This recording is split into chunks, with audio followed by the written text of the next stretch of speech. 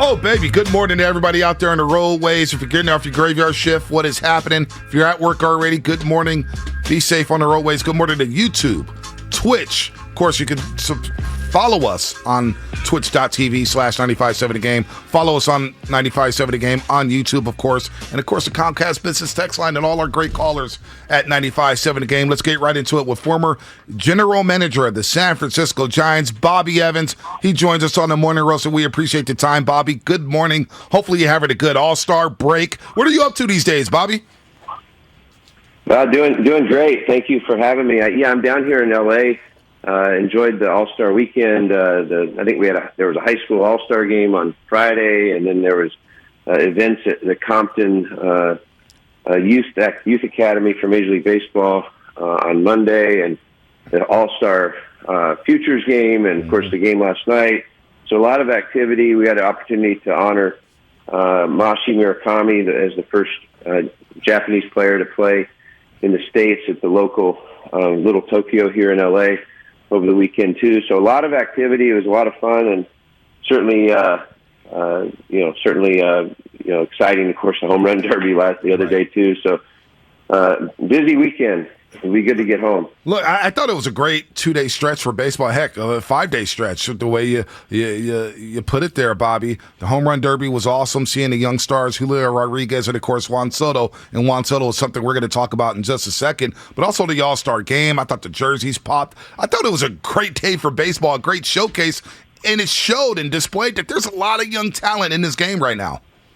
Yeah, no, for sure. And I mean, the pitching was particularly interesting. I mean, just the number of arms that were coming out there yesterday. I mean, some really good arms, and not guys that we get to see a lot in the National League. So it was a great event, and it does speak well to the game in terms of the talent that's coming, the new talent that's there. We saw it in the Futures game, but now, of course, you even see it in the All-Star game. So, Bobby, we're hearing about Juan Soto, and I hope all is well, by the way. Last time I saw you, I ran into your son playing baseball, and you were sitting there watching. So, was he participating in the high school game? No. But it's fun to watch your kids play. Yeah. I have my daughter with softball, and my youngest with Little League, and then my oldest in high school baseball. So, there's nothing like it, and the Bay Area does a good job with whether it's travel teams or local school teams. Yeah, the damn bats are just too expensive in the gloves, but that's neither here nor there. All right, so you can afford it. Somebody like Juan Soto, right? He becomes available, and you see that he rejects a $400-something million offer. Take me through the eyes or the lens of a GM and a front office in general. A guy like this becomes available. Do you have? I mean, I'm sure you do, but like, what do the conversations look like between you and, let's say, Larry Baer or anyone in the ownership? You got to get approval for the amount of money. I mean, how are you breaking down how many guys to try to dangle in an offer like this? Give me like the inner workings of how a front office would conduct the conversations around someone like Juan Soto being available. Well, the first thing is you've got to make sure that he is available. I mean, him turning down one offer at 440 or whatever it's reported to be, is still, doesn't end the game. I mean, because, he still had the Nationals still have rights to him through 2024. So, and you know how persistent, the GM over there, Rizzo, is. I mean, so you can't be sure that he's available, but you speculate internally before you make that phone call to Rizzo. Of course, Rizzo's getting all kinds of phone calls right now, and I'm sure he's responding at least with some openness about the status. But you speculate internally, what if, and then you think about the fact, okay, what kind of talent are we going to have to give up? And then you start outlining that for ownership so they can see, somebody off your major league roster, someone in the top prospect category, and then other middle range prospects depending on, when this deal is done. I mean, the sooner this deal is done, if it's done during this trade deadline, I mean, the price is going to be much higher because there's 2 more years of control. Nationals will have to think about that, obviously. I guess secondarily, then you start thinking, well, if we're going to give up that much of talent, we've got to make sure we're going to be able to secure him. And what assurances are we going to have in the deal? And then if we do try to re-sign him, of course, is the 440, is it really the floor, or is that, smoke and mirrors? Or can we, if we trade for him, can we wait a year and see, will the value potentially, balance out, or will it just go that much higher? I mean, he's 23 years old. you're making a franchise investment. I mean, of all proportions. So I think already ownership knows what their bandwidth is for that, and that helps. The baseball side. We know what their appetite is for these kind of deals, and if they don't have the appetite, then the conversation ends there. Our ownership group has always been engaging in these kind of discussions because whether it was the record-setting Barry Bonds contract in 1992 or what we've done with even Posey on a record contract at the time. So there's always an openness and appetite, but you have to think through the realities of it, that there's risks, and youth is on our side in this case, so you're going to want to explore it, very carefully. So the ownership group portion of this always baffles me as a Giants fan, because I couldn't really name any of the people like by face, because with Joe Lacob and the Warriors, like they're so out front. Jed York and his mom and dad, it's so out front. We know who those people are. So is it just like one big Zoom call in the modern era, you pitching this to ownership, or is there a point person that it goes to and then they relay it to the rest of the ownership group? Because that seems tough. Well, for the longest time, obviously, that was Peter McGowan. Eventually, that became Bill Newcomb. Eventually, it became Larry Baer. And now, per baseball rules, it has to be someone with a larger stake in the club, or not necessarily a majority stake, but a higher stake in the club. And that makes Greg Johnson now, that point person for ownership. So I don't, what internally, there's obviously a lot of smaller investors. And so some calls are, I'm sure, are more informative, and some are, maybe there's, with the executive team, they've always had an executive team of higher investors that may have bigger decisions or bigger discussions on some of these topics. But that's why they choose a point person. That's why Greg Johnson is empowered to make those decisions. But, he's a collaborative type of leader, so he's going to probably involve, all the investors in, at least at some level, in some of these discussions, especially of this magnitude. Talking to Bobby Evans, former GM of the San Francisco Giants, here on the Morning Roast on 95.7 The Game with Joe Shasky, the Butcher, and Bonta Hill. So, two-part question for you, Bobby. One, is $440 million too much for Juan Soto? And two, you talk about the deal being, hey, you may have to give up a lot. What's too much to give up? Is it 5 prospects? Is it 6 prospects? Is it major league talent? So, one, I guess we just start with this one. Is $440 million too much for Juan Soto? I mean, it's a boatload. I mean, you're talking about a 14-year deal or a 15-year deal. I mean, it's the going rate. It's just the extended nature of that contract. I mean, 14 years takes him to age 37. So I mean, you're spreading money at that point. I mean, you're not going to get performance on the back end of that deal. So the reality is you're probably looking at a 12-year deal as being kind of the peak, with 10 years being optimal. Would that be worth it, Bobby, for a player like Juan Soto, who has a career .293 batting average and is only 23 years old?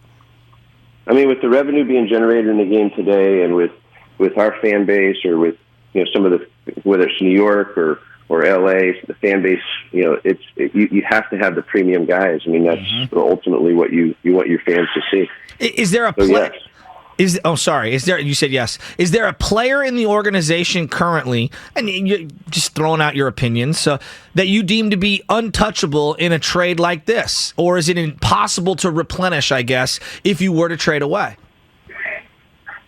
Yeah, you have to. You have to be very careful. I mean, right now the top prospect in the system is Luciano, and when we signed him, at 16 years old, he's done everything and more, to put himself in a position to be in the top 10 in all of Major League Baseball and prospects.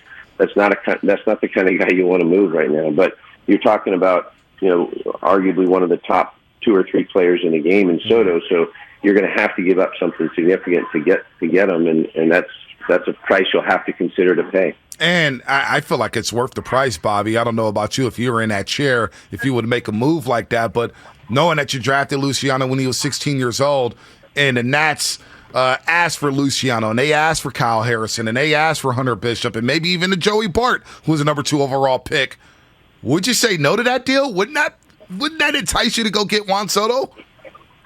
Well, everything you focus on what you want to get, and that's in this case it would be Soto. Yeah, you're gonna have to look deep in your system to get that kind of talent. You're not talking about one of the top players in the game. You're talking about one of the very top players in the game. So he's 23 years old and everything's ahead of him.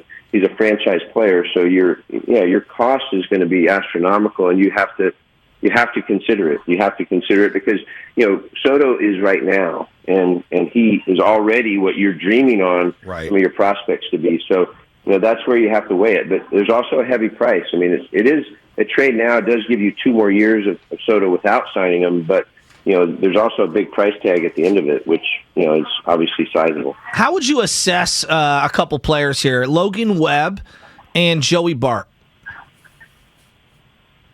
Well, again, when you're trading off your major league roster. No, not trading, just this year. I mean, just like in general this year, like the jump that Logan Webb has made the last couple of years, and just where Joey Bart is right now. Well, I think Webb, even last year, just showing, what he's able to do, the mix of pitches, the command, the presence on the mound. I mean, I think he's clearly, a guy that can be a number 2 on a staff without question, and maybe a number 1 at some point. But right now, I think that we're very fortunate to his development from the draft in 2014 to see where he is today. That's one of the nice things about drafting younger kids is you can get some higher rewards as they progress through the system and learn from a professional staff instead of going through the college process. So, we're very fortunate. I couldn't be more happy with what we're seeing and what we saw last year. I think with Bart, I like the way he's returned back from the farm system. Same. I felt like that He was putting a lot of pressure on himself. I felt like he had the world on his shoulders, and he looks much more relaxed up there. He doesn't have to try to hit a home run every at bat. He can still drive the ball, and we're getting better at bats, and he's, I don't worry about him as a hitter as much as that's probably hard to say given how much he's struggled, because he's ultimately got power. He's not going to be a high average guy. We never expected that, but he's got to adjust to the big league pitching, and that takes time.